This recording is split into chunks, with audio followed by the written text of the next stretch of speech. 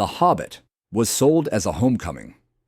Behind the banner, schedules shrank and tech stakes soared.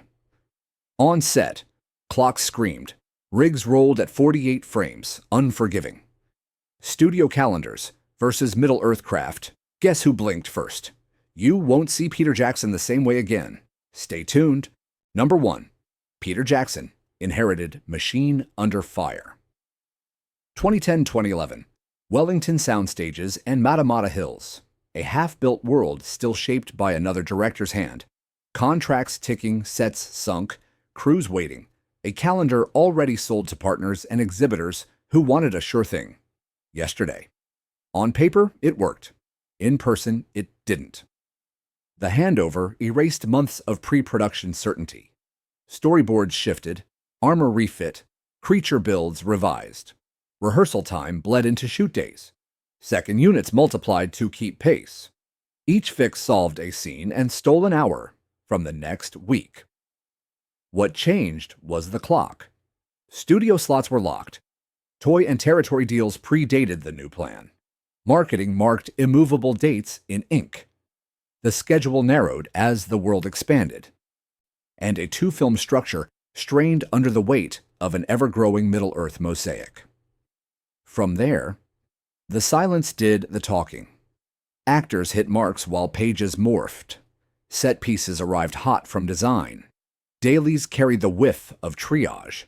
The production ran forward while its blueprint caught up, a moving train laying track just ahead of its wheels. Vivid detail.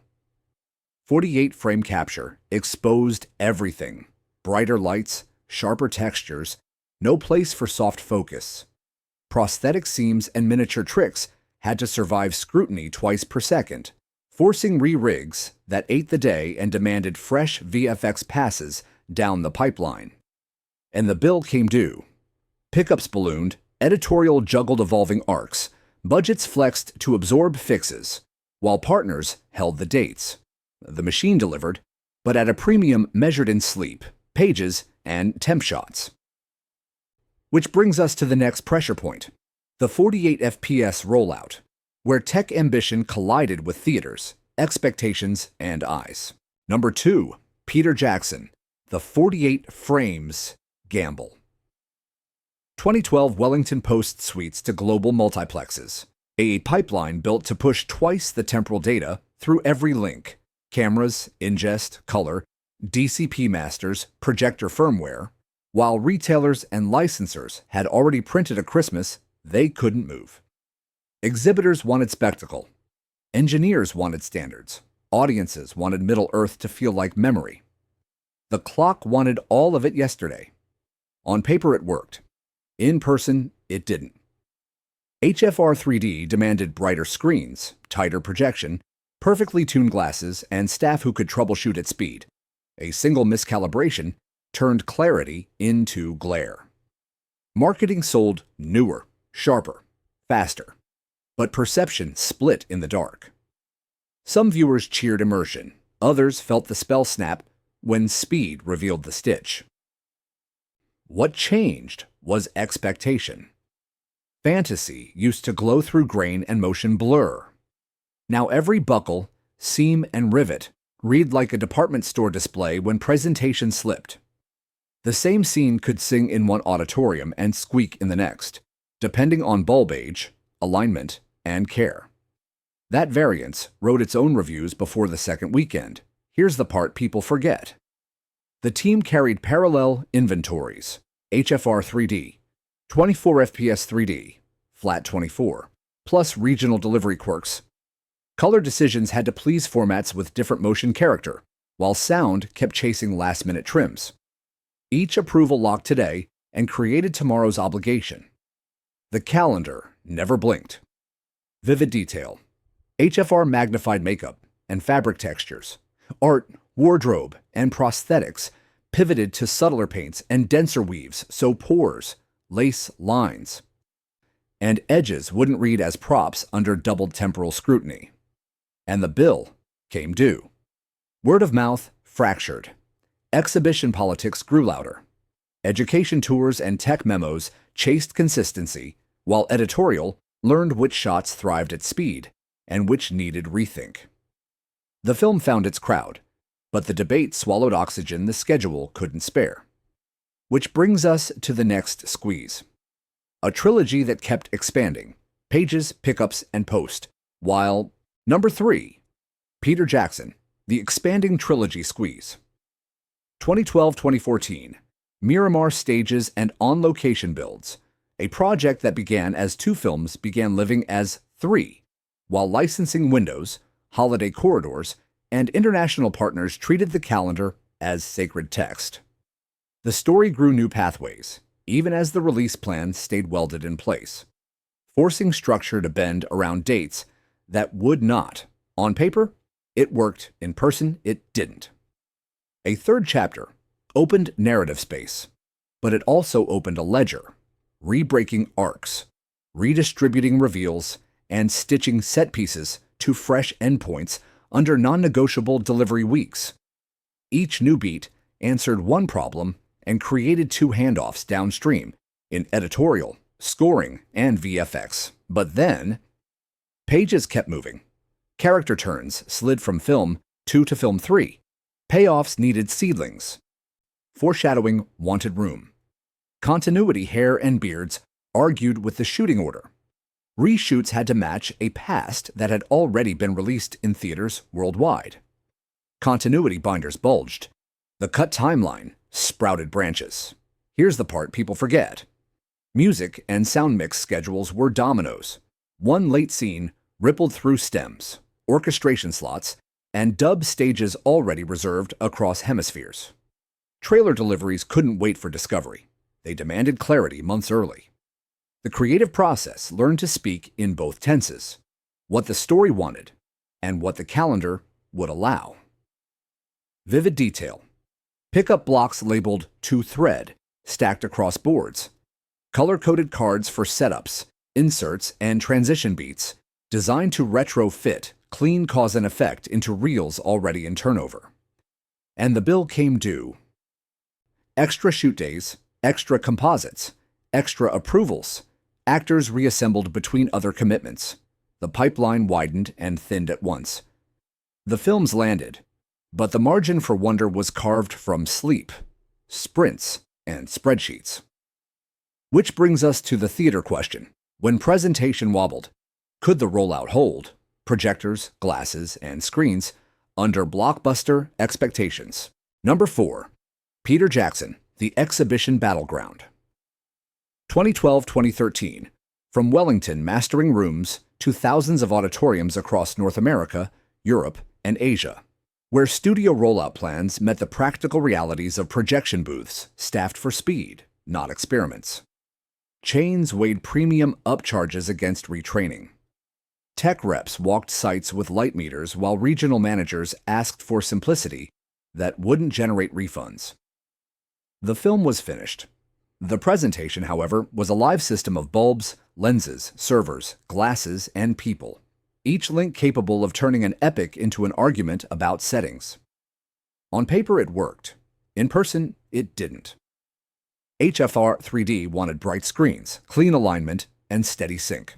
Legacy setups and tired lamps turned clarity into clinical glare or dull smear, depending on which switch was flipped at 6:45 p.m. in Auditorium 7. A perfect show in City A didn't guarantee the same in City B. Review headlines began to describe projection, not plot. Exhibitors fielded calls. Studios fielded optics. But then, policy stepped in. Some locations defaulted to 24 FPS or 2D when staff felt uncertain. Others posted advisory placards to preempt complaints. A few ran house tests at noon and still missed the 7 p.m. show because a swapped lens wasn't re-zeroed. The variance wrote its own narrative, and the internet repeated it overnight. The technology wasn't only a choice, it was a promise that needed proof at scale, every evening, in every room. From there, the silence did the talking. QC teams issued bulletins. Colorists compared captures from phones to isolate auditorium issues. Field engineers traced oddities to firmware or worn parts. Marketing reshaped copy from revolution to option, giving audiences paths back to familiar motion without admitting defeat. Meanwhile, the production's post-schedule absorbed fresh demands for consistency checks that had nothing to do with story and everything to do with reproducibility. Vivid detail. Projection booths, taped checklists beside platters and servers, lamp hours, polarizer wipe, lens seating, audio format confirmation, initialed before doors opened, and the bill came due. Support tours, replacement kits, and exhibitor diplomacy, 8 days that creative teams might have spent on fine cuts. Word of mouth stabilized unevenly, as presentation stabilized unevenly. The movie played, the conversation lingered. Which brings us to the next knot. When schedules harden and shots still move, how do pickups, post, and previews share the same calendar? Number 5. Peter Jackson. Pickups versus the calendar. 2012-2014. Miramar and Backlot Builds. A production living 2 lives at once. Finishing one film while rewriting the next, while marketing locked teaser drops and partners circled holidays with permanent ink. Actors hopped in for weeks wedged between other franchises. Second units harvested connective tissue. Editorial cut with placeholders that would be chased months later. The studio wanted certainty. The story wanted air. On paper, it worked. In person, it didn't. Pickups that should have been surgical widened into structural. A new line of dialogue demanded a reaction, which demanded coverage, which demanded a location that had been struck last spring. Art remade alcoves, hair and beards negotiated with continuity. VFX accepted new geometry into scenes that were already halfway through simulation. Every solved moment created 3 tickets in someone else's queue. What changed was leverage. Dates were immovable, but audience temperature wasn't. Test screenings hinted where clarity paid dividends. Yet the path to those fixes crossed guild calendars, stage bookings, and orchestration sessions planned months ahead. Music needed picture lock. Picture needed a stunt beat. The stunt beat needed cast.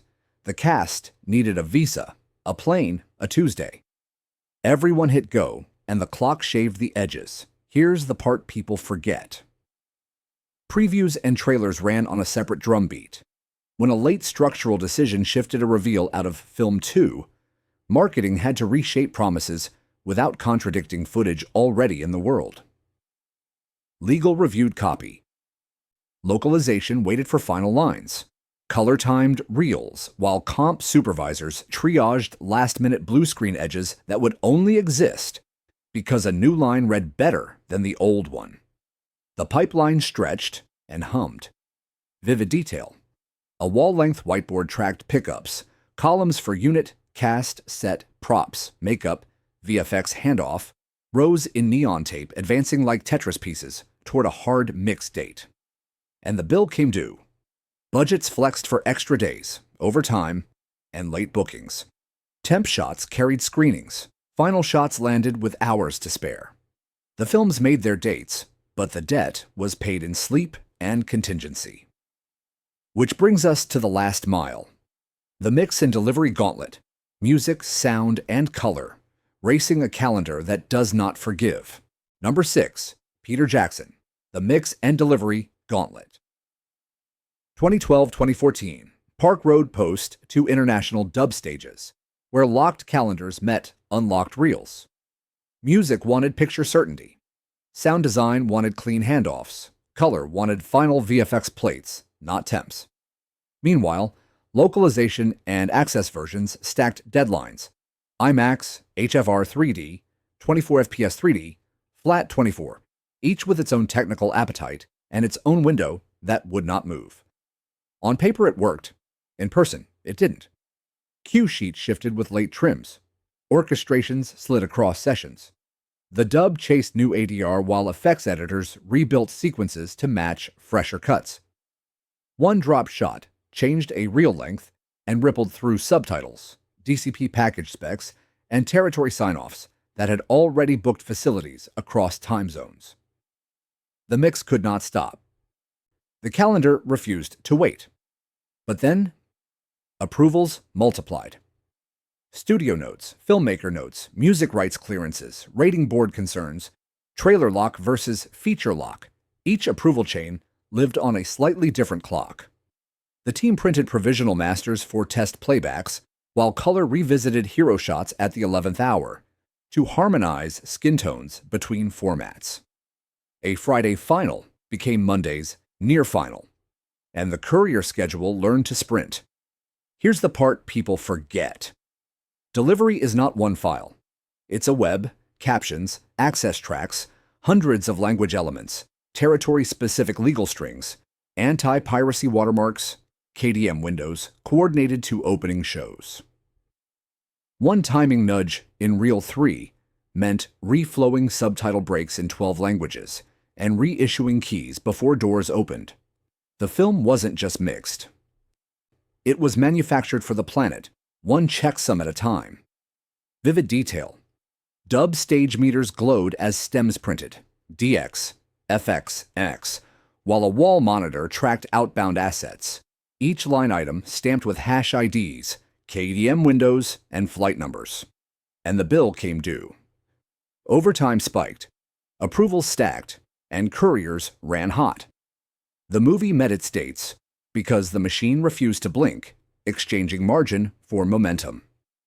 The Sound of Middle-earth arrived on time by sacrificing sleep, options, and a dozen safer choices. Which brings us to the endgame, what the whole saga says about timelines, tech bets, and studio math, then and now. Number 7, Peter Jackson, VFX bandwidth versus living script. 2012-2014. Miramar and vendor bays worldwide, where a trilogy's evolving architecture met render queues already stacked to the ceiling. Editorial pushed new beats. Stereo teams chased depth passes. Creature and crowd sims recalculated for timing shifts. Color waited for finals, while finals waited for animation notes that landed late because a scene found a better shape in last week's cut. The pipeline stretched, then stretched again, across time zones that turned sunrise into someone else's midnight. On paper, it worked. In person, it didn't. HFR 3D doubled frames, doubled plates, doubled places to hide nothing. Tiny continuity nudges meant match moves, roto, and paint on shots that had already cleared approvals at 24 FPS. Caches ballooned. I/O groaned.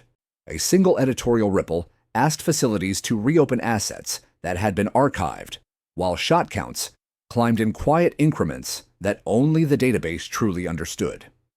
Budgets were numbers, bandwidth was oxygen. But then, stereo integrity made its own rules. Push a prop closer, and parallax argued, brighten a key and composites split.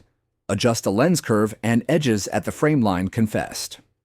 Deliverables wanted perfect twins for left and right eyes, and every late fix risked a misalignment that no audience would forgive at premium prices.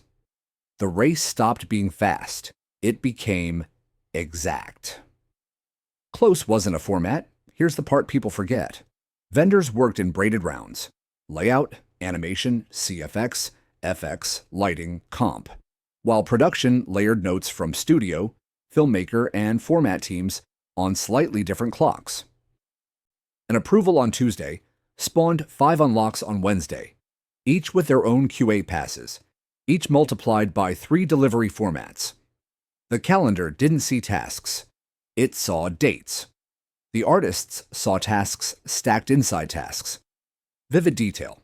Shot trackers filled with versions marked V108 final that weren't, each line carrying stereo notes, color flags, and HFR-specific QC tags before a real OK to publish could exist. And the bill came due. Overtime swelled. Farms ran at heat.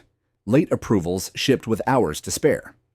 The work landed, but the price was paid in frames, revisions, and alarms at 3 a.m., which brings us to the human cost, leadership stamina, crew fatigue, and the discipline to steer when the runway is already behind you.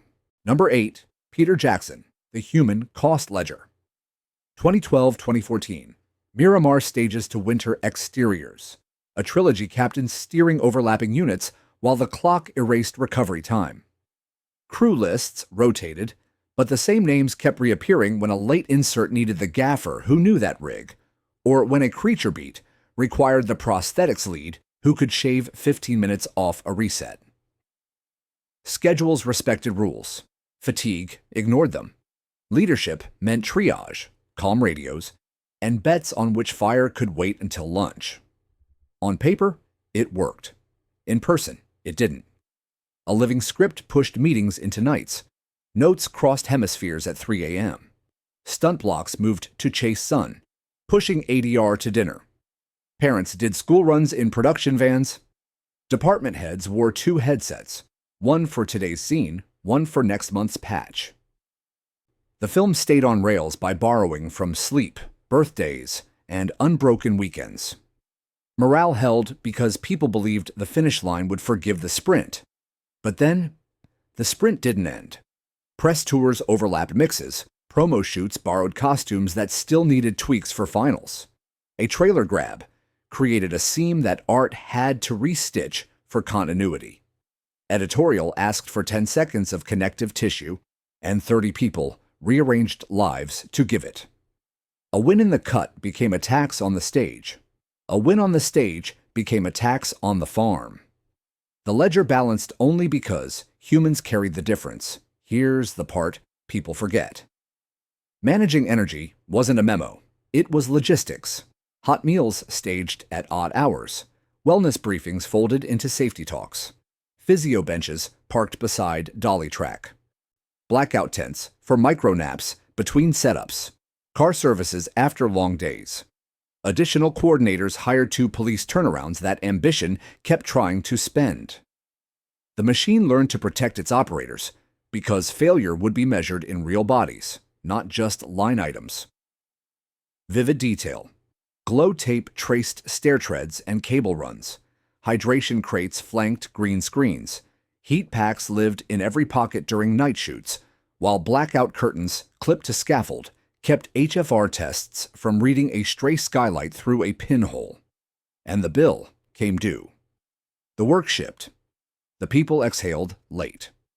Lessons about buffers, presentation variants, and scope creep hardened into policy lines that would outlive the trilogy. Which brings us to the final reckoning.